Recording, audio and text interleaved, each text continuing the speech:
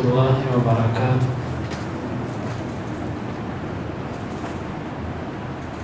سورۃ التوبہ آیت نمبر 1۔ اعوذ باللہ السمیع العلیم من الشیطان الرجیم من حمزہ ونفخہ ونفثہ۔ براءۃ من اللہ ورسولہ الی الذین عاہدتم من المشرکین فسیحوا فی الارض اربعۃ اشہر واعلموا انکم غیر معجز اللہ وان اللہ مخزی الکافرین۔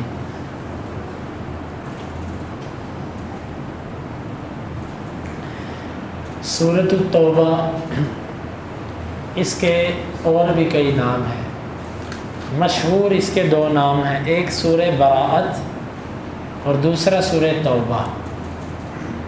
براءت نام بھی اس کا اس لیے رکھا گیا کہ اس میں اللہ تعالیٰ کی جانب سے تمام مشرکین سے براءت کا اظہار کیا گیا، اور اس کا نام سورۃ التوبہ اس لیے رکھا گیا کہ اس میں توبہ کا ذکر ہے۔ اللہ تعالیٰ نے جو مسلمان مومنین کی جو غزوہ تبوک سے پیچھے رہ گئے تھے، اللہ تعالیٰ نے ان کی توبہ کو قبول کیا تھا، تو اس مناسبت سے اس کا نام سورۃ التوبہ بھی ہے۔ 2 نام اس کے مشہور ہیں، ویسے مفسرین نے اس کے 14 کے قریب نام ذکر کیے ہیں، 14 کے قریب، لیکن مشہور نام اس میں سے 2 ہیں، براءت اور التوبہ۔ نزول کے اعتبار سے یہ سب سے آخری صورت ہے جو نازل ہوئی، صورتوں کے اعتبار سے سب سے آخر پہ یہ صورت نازل ہوئی۔ بعض آیات ہیں کہ جو آخر پہ اتری، لیکن صورتوں کے اعتبار سے آخری صورت جو ہے نا وہ یہ والی ہے۔ اس صورت کا پس منظر یہ ہے کہ رسول اللہ صلی اللہ علیہ وسلم 6 ہجری کے اندر عمرہ کرنے کے لیے گئے تھے۔ آپ نے خواب دیکھا کہ آپ عمرہ کر رہے ہیں، آپ نے اپنے ساتھ صحابہ کرام میں اعلان کیا، تقریباً 1400 کے قریب صحابہ کرام آپ کے ساتھ عمرے کے لیے چل دیے۔ جب آپ حدیبیہ مقام پر پہنچے تو وہاں پر پہنچتے ہی مشرکین نے آپ کو روک دیا، انہوں نے کہا کہ آپ آگے نہیں جا سکتے۔ مختصر یہ کہ اس وقت آپ نے ان سے ایک معاہدہ کیا، یہ حدیبیہ کا مقام تھا، اس معاہدے کو صلح حدیبیہ کہا جاتا ہے۔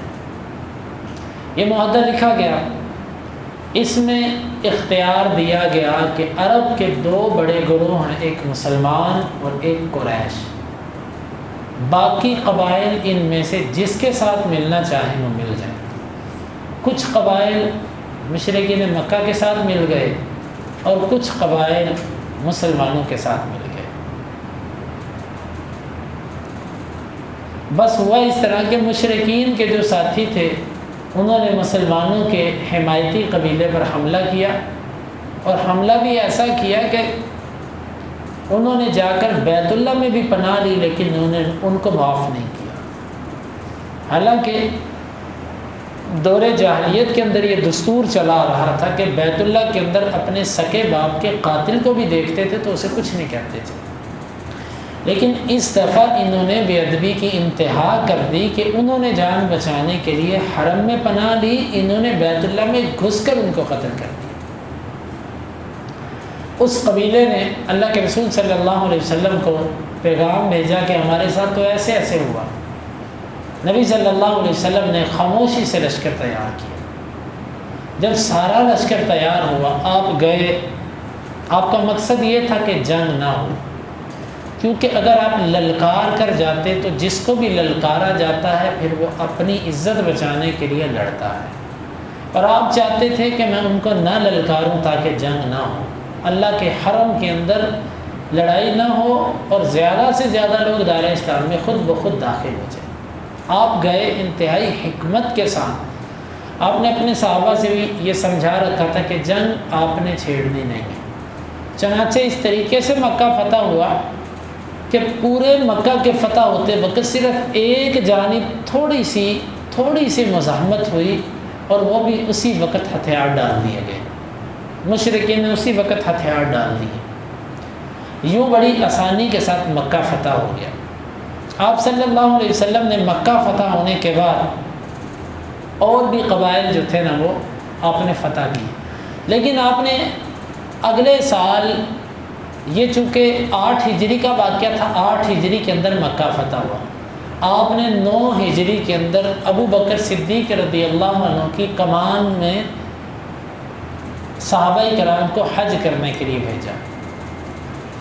یہ ابو بکر مسلمانوں کا پہلا حج تھا، اس سے پہلے مسلمانوں کی جماعت نے کوئی حج نہیں کیا تھا جماعتی طور پر، یہ پہلا حج تھا۔ ابو بکر صدیق رضی اللہ عنہ جب نکل چکے تو نبی صلی اللہ علیہ وسلم نے پیچھے سے علی رضی اللہ عنہ کو اور ابو ہریرہ اور دیگر ساتھیوں کو بھیجا کہ جاؤ ابو بکر رضی اللہ عنہ سے جا کر ملو اور ان سے کہیے گا کہ اللہ تعالیٰ نے یہ حکم دیا ہے، اللہ کے رسول نے حکم دیا کہ یہ سورت فتح مکہ کے حج کے موقع پر مینا کے مقام پر سارے مشرکین کو پڑھ کے سنائی جائے گی۔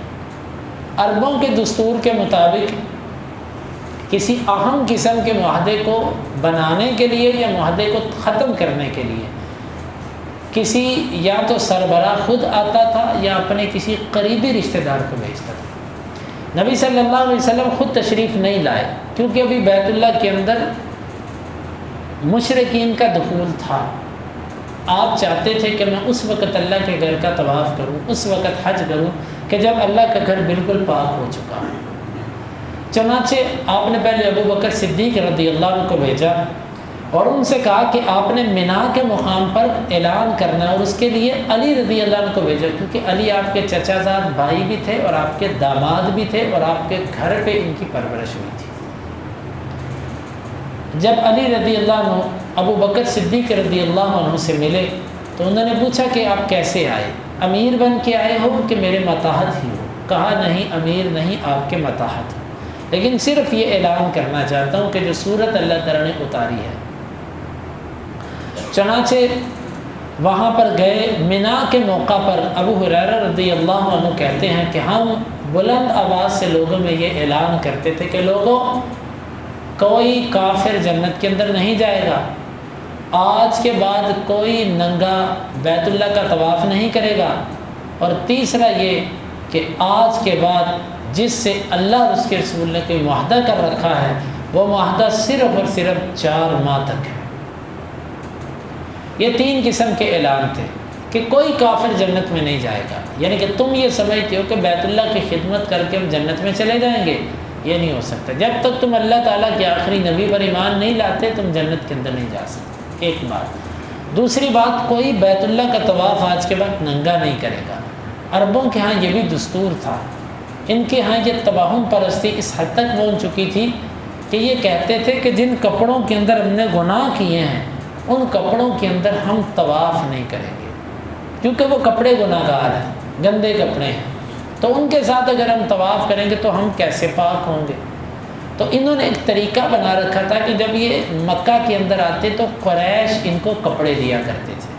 قریش کے پاس مخصوص لباس ہوتا تھا جو وہ تقسیم کیا کرتے تھے، اور بعض دفعہ ایسے ہوتا تھا کہ وہ لباس کم پڑ جاتا، جتنے کپڑے انہوں نے رکھے تھے حاجیوں کے لیے وہ کم پڑ جاتے، حاجی زیادہ ہو جاتے، پھر ہوتا یہ کہ ننگے طواف کرتے۔ قریش سے کپڑے ملے نہیں، اپنے کپڑے پہننے نہیں، ننگے طواف کرنا ہے، اور صورتحال یہاں تک تھی کہ عورتیں بھی طواف کرتی، اور عورتوں کی کیفیت یہ ہوتی تھی کہ وہ ننگے بدن بھی ہوتی اور ساتھ یہ شعر بھی پڑھتی، الیوم یبدو بعضہ او کلہ فما بدا منہ لا احل، آج میرا سارے کا سارا جسم یا اس کا کچھ حصہ آپ کو نظر آ رہا ہے، لیکن میں کسی کو جائز نہیں قرار دیتی کہ وہ اس کی طرف دیکھے یا اس پر کچھ تصرف کرے۔ یہ عجیب ان کا فلسفہ تھا کہ وہ کہتے تھے کہ ننگا طواف کریں گے بس میری طرف دیکھے کوئی نہ، یہ ان کا ایک دستور تھا۔ نبی صلی اللہ علیہ وسلم نے اس جہالت کو بھی ختم کیا، آپ نے فرمایا کہ آج کے بعد بیت اللہ کا طواف کرنے کے لیے کوئی ننگا نہ آئے۔ اور تیسرا اعلان یہ کیا گیا کہ جن لوگوں سے مسلمانوں کے معاہدے تھے وہ دو طرح کے لوگ تھے۔ ایک طرح کے لوگ وہ تھے کہ جنہوں نے آج تک پوری پابندی کے ساتھ اپنے کیے ہوئے معاہدے کی پاسداری کی تھی، کبھی اپنے معاہدے کو نہیں توڑا، کبھی اس کی خلاف ورزی نہیں کی، اور نہ کسی ایسے قبیلے کا ساتھ دیا جو مسلمانوں کے ساتھ معاہدہ توڑ رہا تھا۔ ایسے قبیلے جو اپنے معاہدے کے پابند تھے، ان کو کہا گیا کہ بھائی جتنی مدت تک تمہارے ساتھ معاہدہ ہے وہ چلے گا، کیونکہ اسلام معاہدے توڑتا نہیں ہے، اسلام معاہدوں کی پاسداری کرتا ہے۔ تمہارے ساتھ کیا ہوا معاہدہ اگر 10 سال کا ہے تو 10 سال چلے گا، زندگی بھر کا ہے تو زندگی بھر چلے گا۔ اب رہی بات ان لوگوں کی جنہوں نے ہمارے ساتھ معاہدے کر کے توڑے ہیں، وعدہ خلافیاں کی ہیں، جھوٹ بولے ہیں، تو اس کے لیے ان کے پاس 4 ماہ کی مدت ہے۔ 4 ماہ۔ یہ اعلان کب کیا گیا؟ یہ ذوالحجہ کی 9 تاریخ کو اعلان کیا گیا۔ 9 کو بھی کیا گیا، 10 کو بھی کیا گیا، اب 10 کو کہہ لیں۔ 10 ذوالحجہ کو یہ اعلان کیا گیا اور 4 مہینے ان کو مہلت دی گئی، یعنی 10 محرم، 10 صفر، 10 ربیع الاول اور 10 ربیع الثانی۔ 10 ربیع الثانی کو یہ معاہدہ مکمل ہونا تھا۔ اعلان یہ کیا گیا کہ ان 4 ماہ کے اندر آپ کے لیے موقع ہے۔ 2 صورتوں میں سے ایک صورت آپ کو اختیار کرنی ہوگی، یا تو آپ کلمہ پڑھ کے اسلام میں داخل ہو جاؤ اور مکے کے اندر ہی رہو۔ اگر یہ صورت تمہیں قبول نہیں ہے تو اللہ کا حکم ہے کہ آج کے بعد مکے کی سرزمین پر یہاں پر کوئی مشرک نہیں رہ سکتا، تمہیں یہاں سے نکلنا ہوگا۔ چنانچہ اس مدت تک تقریباً تمام عرب نے کلمہ پڑھ لیا، قریش نے اسلام میں داخل ہو گئے، قرآن کو سن لیا، سمجھ لیا، لیکن جو کچھ رہ گئے وہ بھاگے باہر کی طرف۔ ان میں ایک اکرمہ بن ابی جہل بھی تھے۔ وہ معروف واقعہ ان کا کہ جب وہ کشتی میں سوار ہوئے تو کشتی جو ہے وہ ڈگمگانے لگی، تو اس وقت اکرمہ اپنے معبودوں کو بلانے لگے، تو ملاح نے کہا کہ آپ کن معبودوں کو پکار رہے ہو؟ آج تمہارے کوئی معبود کام نہیں آئیں گے، آج ایک اللہ کو پکارو۔ اکرمہ کہنے لگے کہ یار اگر ایک اللہ کو پکارنا ہے تو پھر میں اپنے بھائی کو کیوں ناراض کر کے آیا؟ پھر بہتر ہے کہ میں واپس جا کے اس کے ہاتھ پہ کلمہ پڑھ لیتا ہوں۔ یہ اکرمہ رضی اللہ عنہ وہاں سے واپس ہوئے اور آ کر نبی صلی اللہ علیہ وسلم کے پاس آ کر کلمہ پڑھ کے دائرہ اسلام میں داخل ہو گئے۔ یہ اللہ تعالیٰ نے اس موقع پر اس صورت کے شروع کے اندر اسی معاہدے کا ذکر کیا کہ جو مشرکین کے ساتھ تھا، اور اس بیزاری کا اظہار کیا جو ان سے اس صورت کے شروع میں کی گئی۔ تیسری اہم توجیہ اور اہم بحث اس صورت کی وہ یہ ہے کہ اس کے شروع میں بسم اللہ کیوں نہیں لکھی گئی؟ اس کا ایک سادہ سا جواب تو یہ ہے کہ نبی صلی اللہ علیہ وسلم نے نہیں لکھوائی، اس لیے نہیں لکھی گئی، کیونکہ آپ کا طریقہ مبارک تھا کہ جب کوئی نئی صورت اترتی تو اس کے شروع میں بسم اللہ بھی آتی۔ یہ صورت جب اتری تو اس کے شروع میں بسم اللہ نہیں تھی، بسم اللہ نہیں تھی، اور نبی صلی اللہ علیہ وسلم نے لکھوائی بھی نہیں۔ اس کا یہی ایک جواب ہے، اچھا جواب۔ کچھ اور جواب بھی اہل علم نے دیے ہیں۔ ان جوابوں میں سے ایک جواب یہ ہے کہ عرب کا دستور تھا کہ جب وہ کسی قوم سے معاہدہ ختم کرتے تھے تو اس کو خط لکھ کے بھیجتے تھے، اور جب خط لکھتے تھے تو خط کے شروع میں اللہ کا نام نہیں لکھتے تھے، کیونکہ اللہ تعالیٰ کا نام وہ اس وقت لکھتے تھے کہ جب انہوں نے کوئی خیر کی خبر دینی ہوتی تھی۔ جب خبر کے اندر خیر نہیں ہوتی تھی تو وہ خیر والے رب کا نام نہیں لکھا کرتے تھے، اکثر خطوط کے اوپر وہ بسمک اللہم یا بسم اللہ یہ لفظ لکھ دیا کرتے تھے۔ مشرکین کا بھی یہی طریقہ تھا، عرب کا یہ دستور تھا۔ تو یہ صورت جو تھی یہ ایک خط تھا تمام ان مشرکوں کی طرف جو مکہ کی سرزمین پہ آباد تھے۔ ان کو یہ خط لکھا گیا تھا کہ آج کے بعد تمہارا اور ہمارا معاہدہ ختم ہے، تمہیں صرف مہلت بطور احسان 4 ماہ کی دی جا رہی ہے۔ 4 ماہ کے بعد اگر کوئی مشرک مکہ کی سرزمین پہ پایا گیا تو اس کو قتل کر دیا جائے گا۔ تو یہ ایک معاہدے کا خاتمہ تھا۔ اللہ تعالیٰ نے اس کے شروع میں بسم اللہ، عرب کے دستور کے مطابق اس کے شروع میں بھی بسم اللہ نہیں لکھی گئی۔ یہ بھی ایک توجیہ ہے جو اکثر مفسرین نے لکھی ہے۔ اور بعض مفسرین نے اس کی ایک تیسری توجہ یہ لکھی ہے کہ سورۃ التوبہ اور سورہ انفال موضوع کے اعتبار سے، عنوان کے اعتبار سے، اسلوب کے اعتبار سے اور تکلم کے انداز کے اعتبار سے دونوں صورتیں ایک دوسرے سے ملتی جلتی ہیں۔ یوں ہی کہہ لیجئے کہ سورہ انفال کا تکملہ سورۃ التوبہ ہے، یعنی سورہ انفال کے اندر کیے ہوئے موضوعات کو سورہ توبہ نے پایا تکمیل تک پہنچایا۔ تو اس مناسبت سے گویا کہ یہ دونوں کو ایک ہی صورت شمار کیا گیا، تو اس لیے اس کے شروع میں بسم اللہ لکھنے کی ضرورت نہیں۔ لیکن اصل وجہ میں آپ سے عرض کر چکا ہوں کہ وہ یہ ہے کہ ہمارے نبی صلی اللہ علیہ وسلم نے اس کے شروع میں بسم اللہ نہیں لکھوائی۔ یہاں پر بعض لوگوں کا یہ ذہن ہے کہ بسم اللہ بطور تبرک پڑھی جا سکتی ہے برکت کے لیے، ویسے